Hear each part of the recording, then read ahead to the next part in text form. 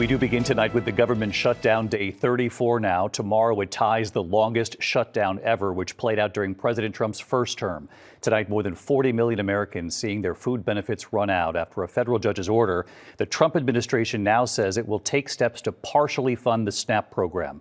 Across the U.S. tonight, food banks are now seeing a surge of Americans in need. You can see their long lines of cars waiting to pick up supplies from California to Florida to the Northeast. We've heard from so many families who work and still do not have enough to pay the bills and to pay for food on the table. They count on this help.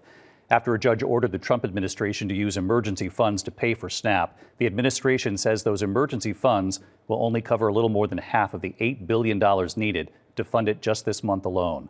On Capitol Hill, there is no sign of this stalemate breaking. Democrats say Republicans need to address health insurance premiums set to skyrocket for millions in addition to this hunger.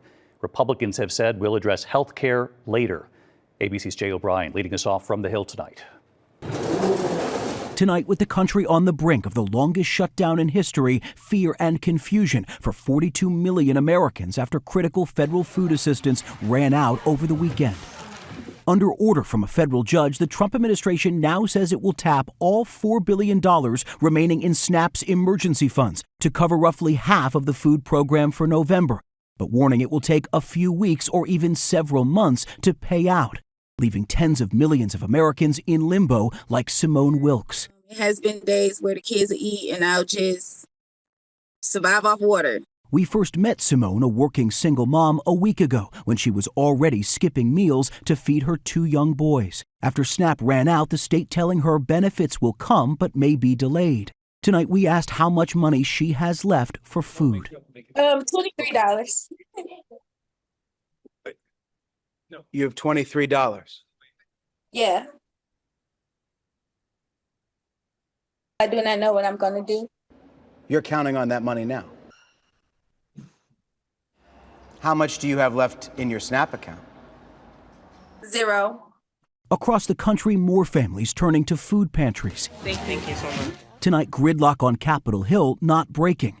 Democrats holding firm in the shutdown to force Republicans to come to the table on health insurance, with premiums set to skyrocket for millions of Americans, and calling on the Trump administration to keep SNAP afloat. Wouldn't the easiest way to fund SNAP just be for Democrats to vote to fund the government?